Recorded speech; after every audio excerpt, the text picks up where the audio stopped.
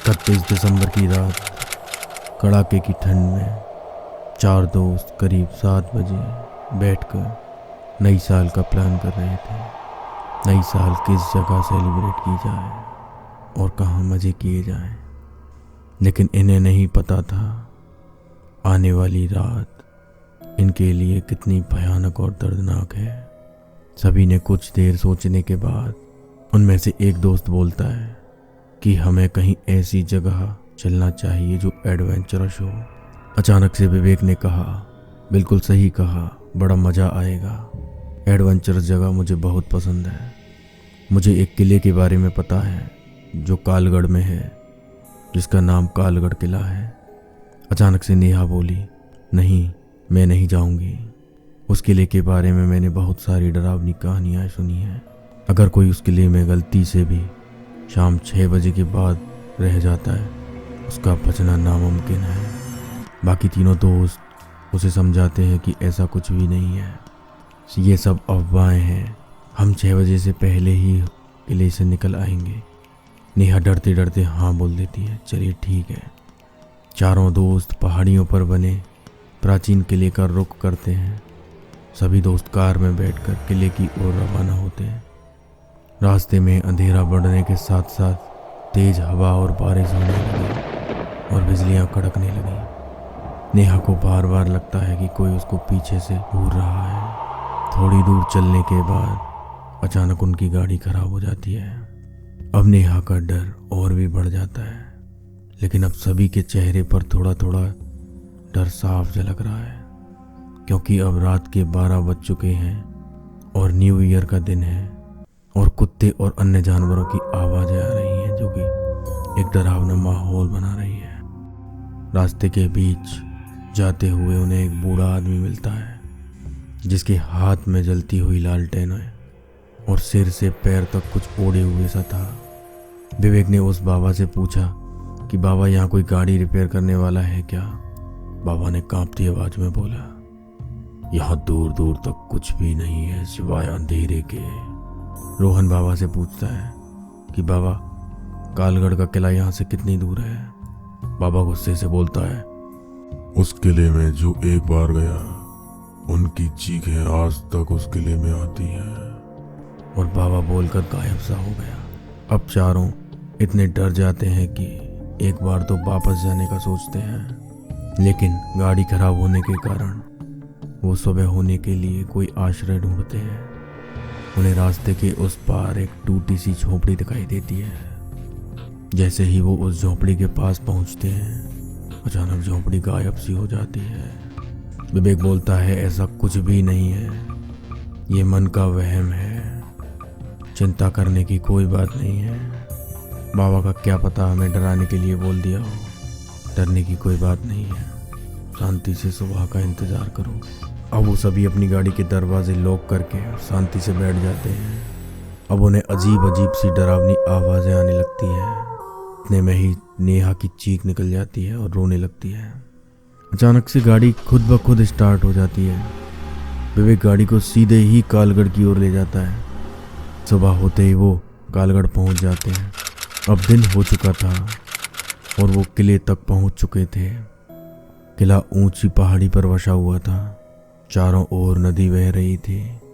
नदी के सहारे सहारे लंबे लंबे पेड़ और झाड़ियां लगी हुई थी, मानो कि ये कोई मायावी जाल हो।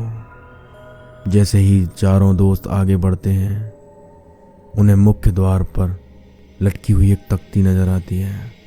उस तख्ती पर लिखा हुआ था, जो समय के बाद रुक गया उसकी मौत तय है। अंदर घुसते ही दरवाजा जोर जोर से आवाज करने लगा। उनका डर हकीकत में बदलने लगता है। उन्हें किले के अंदर एक किले को एक्सप्लोर करने के लिए व्यक्ति मिलता है। उनका डर थोड़ा कम हो जाता है जब वो उस व्यक्ति को देखते हैं और व्यक्ति उन्हें किला दिखाने लगता है। रोहन अपने फ़ोटो और वीडियो बनाने लगता है। उन्हें अब ऐसा लग रहा था कि सब कुछ सामान्य है, लेकिन अब शाम होने लगी थी और अब उनके पास कुछ ही समय शेष था। उन्हें लगता है कि वो थोड़ा सा थक चुके हैं, उन्हें थोड़ा आराम करना चाहिए। वो एक पेड़ के नीचे रखी कुर्सी पर बैठ जाते हैं। विवेक जैसे ही फोटो को देखने लगता है उसकी आंखें फटी की फटी रह जाती हैं, क्योंकि फोटो में जो व्यक्ति उन्हें किला एक्सप्लोर करा रहा था उसका खौफनाक चेहरा दिखाई दे रहा था, लेकिन सिर्फ वह चेहरा फोटो में ही दिखाई दे रहा था। अचानक से वो गायब हो जाता है, लेकिन अब चारों बुरी तरह फंस चुके थे। नेहा जोर जोर से चीखने चिल्लाने लगती है, भागो यहाँ से, नहीं तो सब मरेंगे। सभी भागने की कोशिश करते हैं, लेकिन जिस दरवाजे से वो आए थे अचानक वह दरवाजा कहीं गायब सा हो जाता है। अब इन्हीं सब बातों में शाम के 6 बज चुके थे। न्यू ईयर का दिन था। अब उनके चेहरे पर डर की सीमा नहीं थी। जो बूढ़ा व्यक्ति उन्हें रास्ते में मिला था वही उन्हें अब किले के अंदर मिलता है। वो अचानक से समझ ही नहीं पाते कि उनके साथ हो क्या रहा है। रोहन डरते डरते बाबा से पूछता है, बाबा यहाँ से बाहर निकलने का रास्ता कहाँ है? बाबा बोलता है, अब यहाँ से बाहर जाने का एक ही रास्ता है, वो है तुम सब की मौत, और वो भी दर्दनाक। इतना कहने के बाद बाबा अपने विकृत रूप में आ जाता है। उसका रूप इतना विकृत था कि देखने वाले की रूप तक कांप उठे। चारों दोस्त डर से भागते हैं। भागते भागते नेहा कहीं अलग हो जाती है और तीनों दोस्त एक साथ हो जाते हैं। नेहा भागते भागते एक ऐसी भयानक जगह पहुंच जाती है जहां बहुत भयानक कंकाल ही कंकाल लटक रहे थे, और वही बूढ़ा व्यक्ति प्रकट हो जाता है। नेहा रोने और चीखने चिल्लाने लगती है, मुझे जाने दो, हमने गलती करी यहाँ आकर, मुझे जाने दो। लेकिन दैत्य कुछ नहीं सुनता, अपनी मायावी शक्ति से उस पर प्रहार करता है और नेहा गिर जाती है, बेहोश हो जाती है और दैत्य वहां से चला जाता है। तीनों दोस्त भागते भागते एक पुराने तहखाने में पहुंच जाते हैं। उन्हें वहां एक पुरानी अलमारी दिखाई देती है। विवेक उस अलमारी को खोलता है।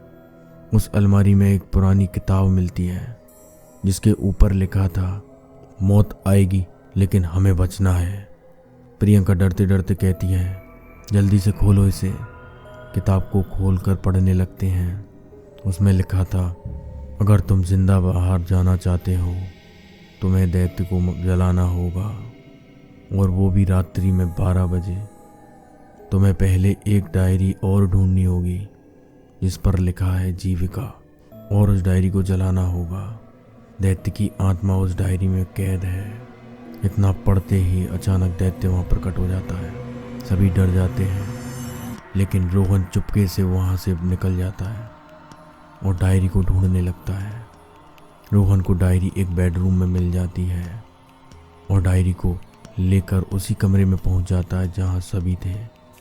डायरी को नीचे पटक कर केरोसिन डालकर उसमें आग लगा देता है और दैत्य बहुत तेज गरज कर जलने लगता है और वो मुक्त हो जाते हैं। नेहा को होश आ जाता है और सभी बाहर निकल जाते हैं।